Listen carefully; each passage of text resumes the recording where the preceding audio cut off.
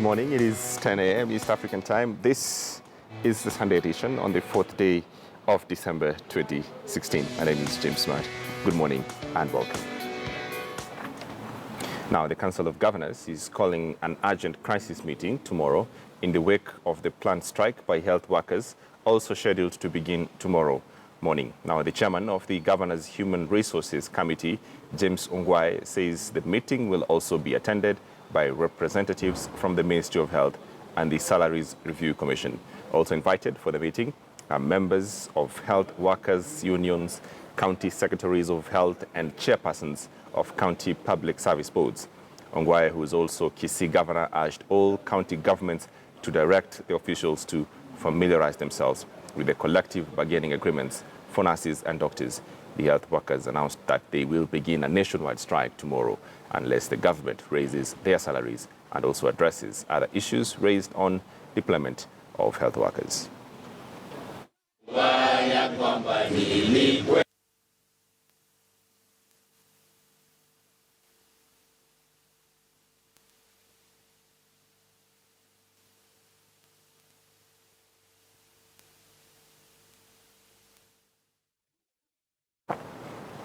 Well, pastoral communities from 3 counties have formed a political bloc that is aimed at uniting them ahead of the 2017 general election.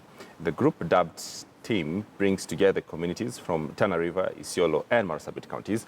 It is intended to solidify their political base to create a bargaining power.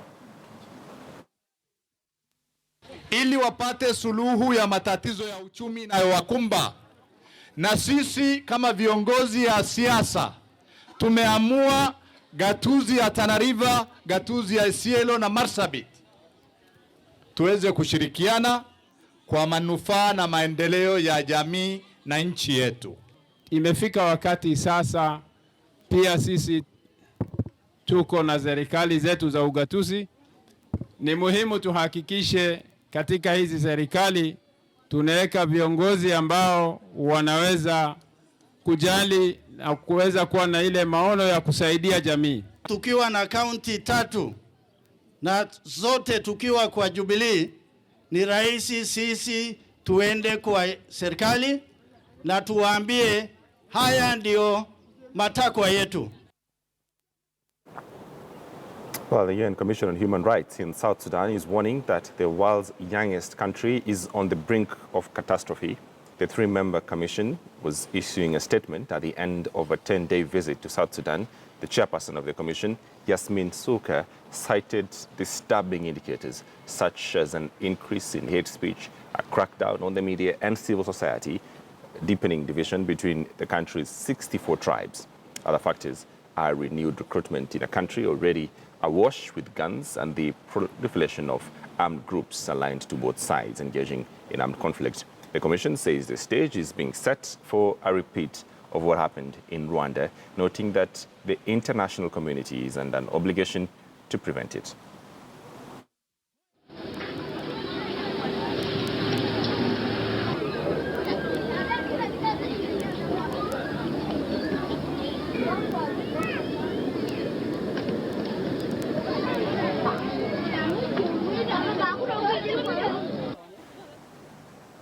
Well, and a Gambian musician rejoices for a new president in Gambia after a shock opposition victory in presidential polls ended the 22-year rule of Yahya Jammeh. Gambia, Gambia, Gambia, new president.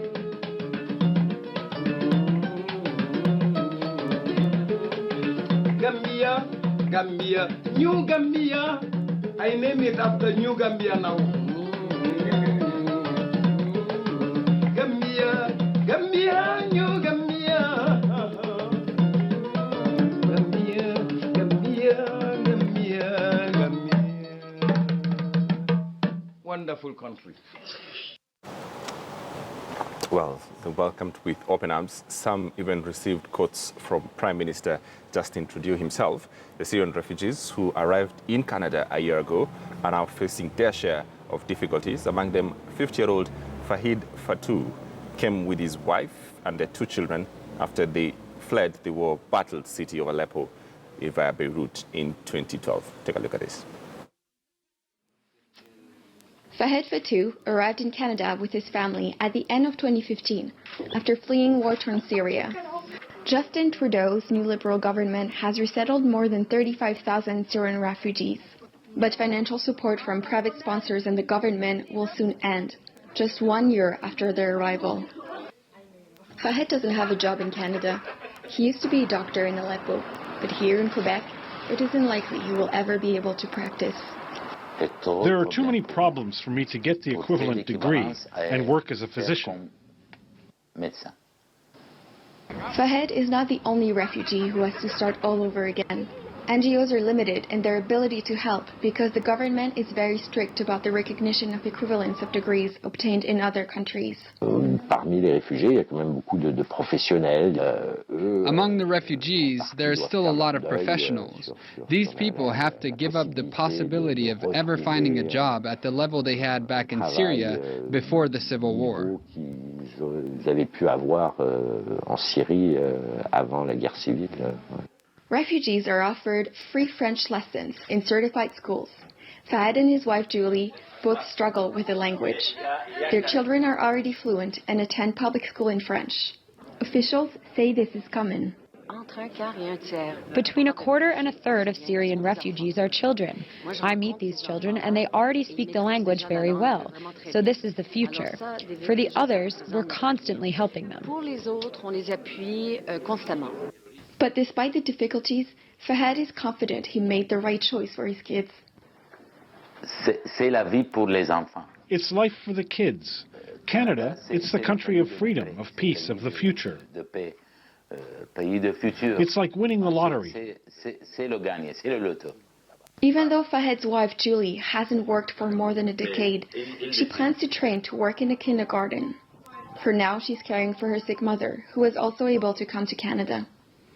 Fahed plans to become a hospital technician. There are many challenges ahead for the Fatou family, but Fahed is putting his hope in the future of his children. All right, now, since it began in the 1970s, the Irula Snake Catchers Cooperative on the outskirts of the southern city of Chennai has revolutionized the treatment of snake bites in India, enabling it to produce enough anti-venom to supply hospitals across the country. A snake catcher in India at work. Kali is paid $3.50 for a viper. A cobra will earn him $35. It's good but risky money in a country that records the world's highest number of annual deaths from snake bites. 46,000 according to one study. I found a snake lying in the field, a Russell's viper. I caught him and I was about to put him in the bag, but it slipped and bit my hand. My hand started to swell and hurt, and there was a lot of blood. Then I went to a nearby place and washed my hand with clean water. Kali works for a snake catchers cooperative on the outskirts of the southern city of Chennai. It's also the only source of income for his tribe, the Irula, one of the region's poorest. We don't have much education, we're not interested in other work, but this is important, it's sacred to us. We don't know any other work, but this job we can do very well. The Irula have revolutionized the treatment of snake bites in India. Each reptile they catch has its venom harvested 4 times for the production of anti-venom before being released back into the wild. The venoms are injected into horses, then antigens taken from the horses are used to make antivenom. Whether you're bitten by a cobra or a crate, it's a single antivenom that is given. There's no separate medicine for every snake bite. A common one is produced for all snake bites. India has over 200 serpent species, and the 4 most poisonous are found throughout the country. And with the deadly bites occurring on average every 12 minutes, there is no shortage of work for Kali, Kumar and the rest of the cooperative. Well, it's about 10 minutes to 10 East African time. You're watching the Sunday edition. We take a short break. We'll come back with the headlines.